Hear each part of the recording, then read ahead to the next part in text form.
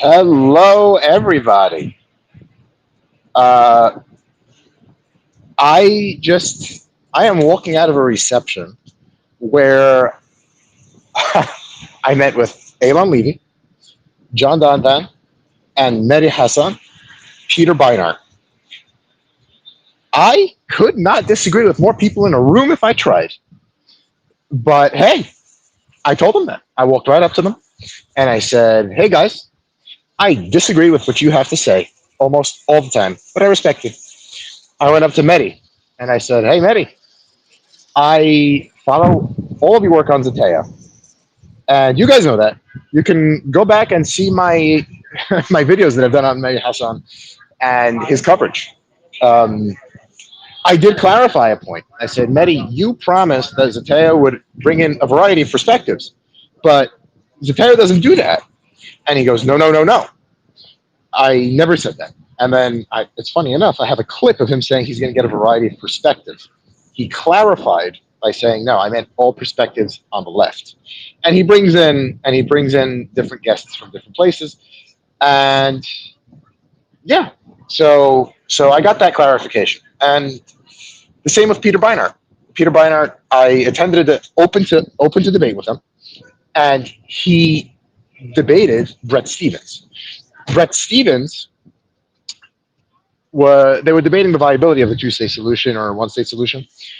And I told them, again, I disagree with most of what you have to say, but I respect you for having that perspective. And there's no doubt that he's an intellect. He knows his data, he knows his books, he knows his publications, he knows his current events. But Mehdi took a picture with me. I'm going to post it on social media. Um, Elon Levy, a hero, a hero. He stood in for his country in a time of war where they needed him. And you guys can post your comments here. Let me know. I'll respond to them as they come in. Um, Elon Levy, specifically, if I had to critique this debate, it was Elon Levy came out and he called Mehdi a liar in his opening statement. And let me not get hit by a car here. Um, Mehdi called him. Mehdi engaged in the back and forth. He engaged in the personal attacks. That's not what open debate is about.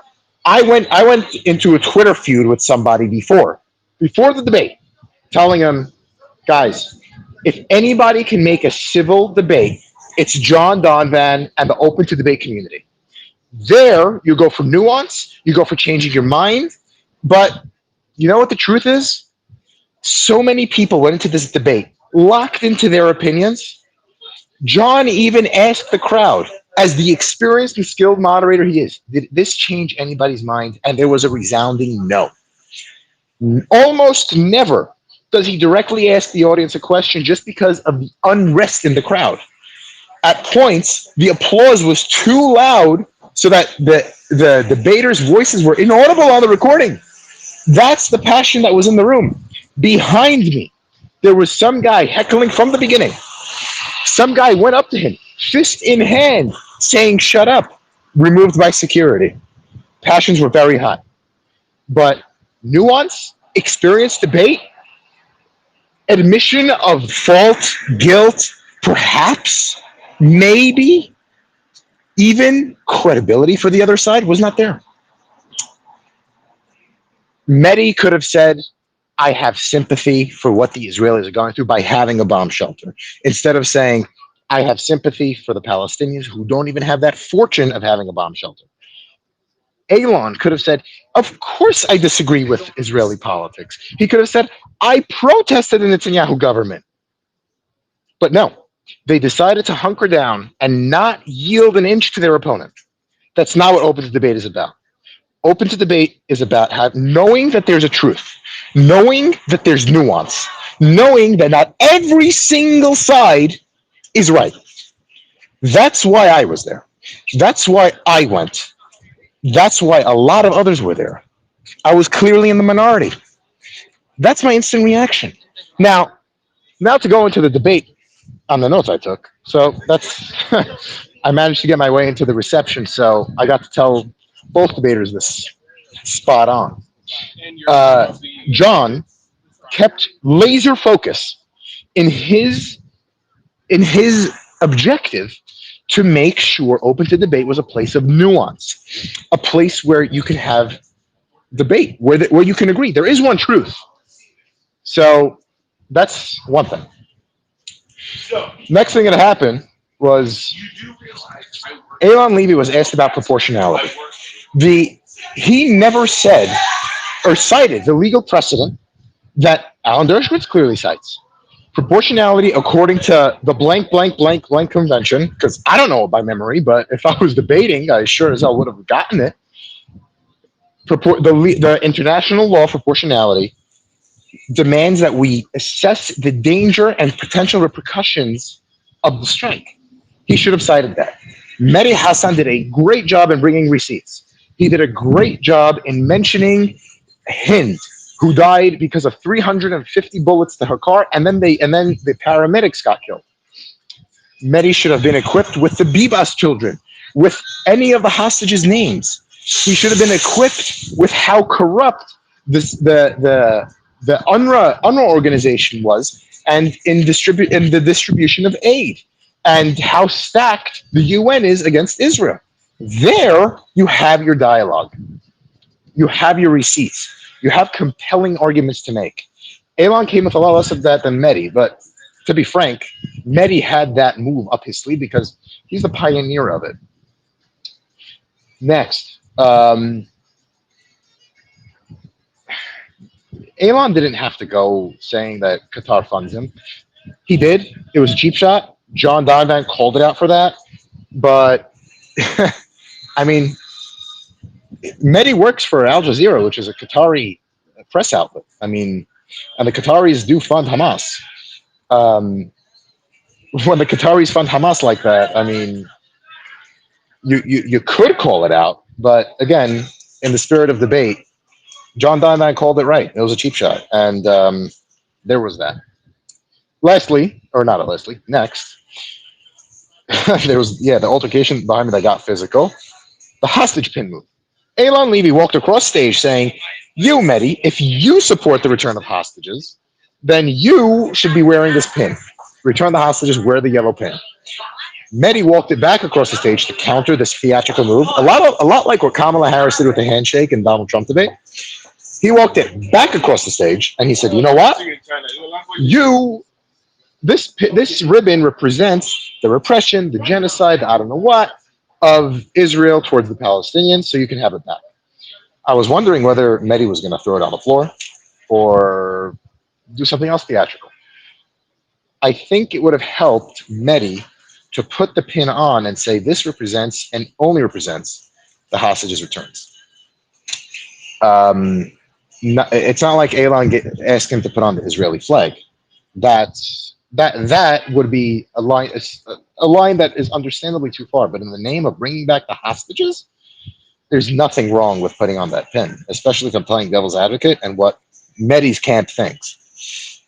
The second time I ever saw John Donvan come out of the pulpit of the moderator and try to calm down the debaters.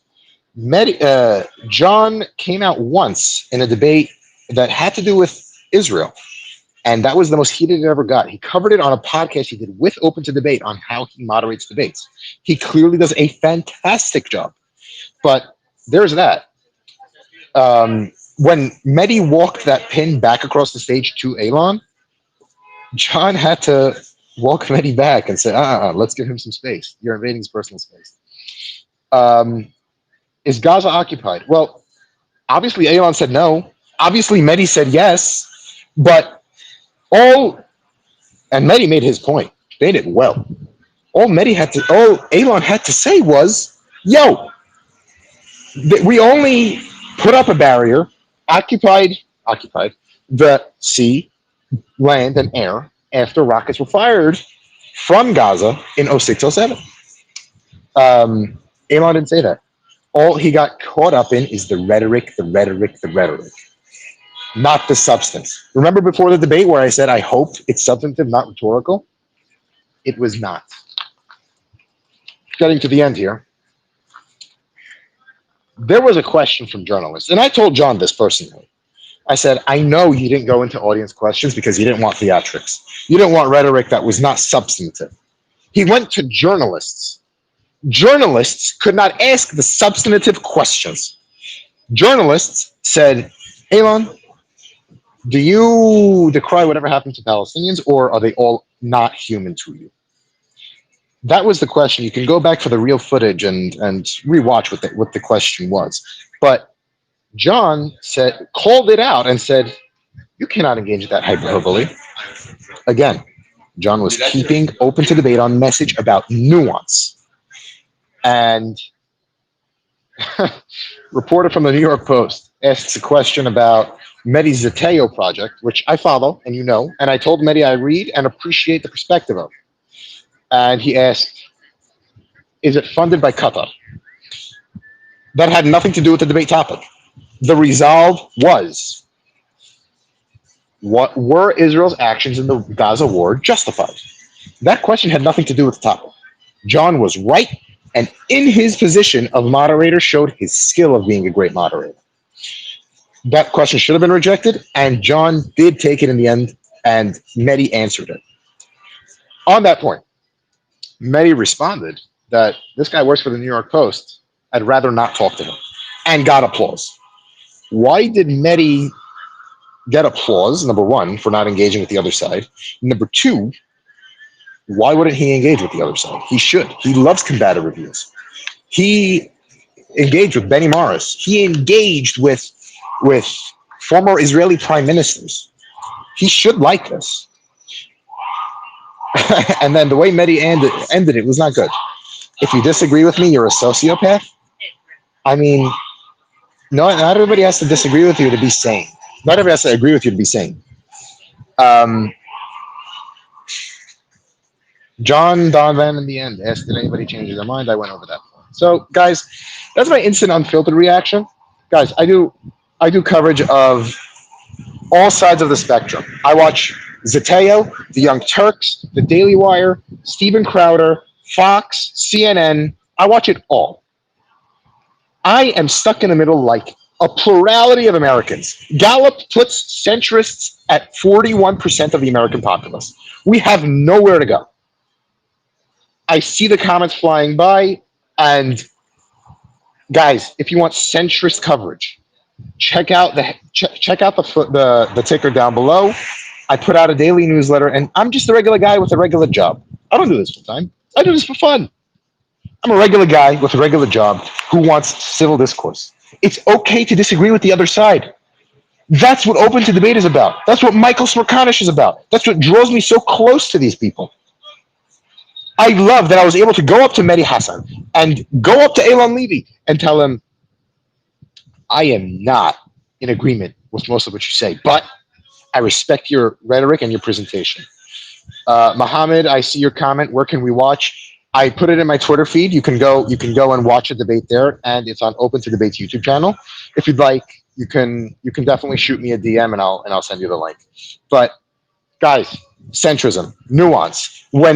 When Elon Levy was asked the question of, do you agree with every single thing the Israeli government did? He should say, of course not.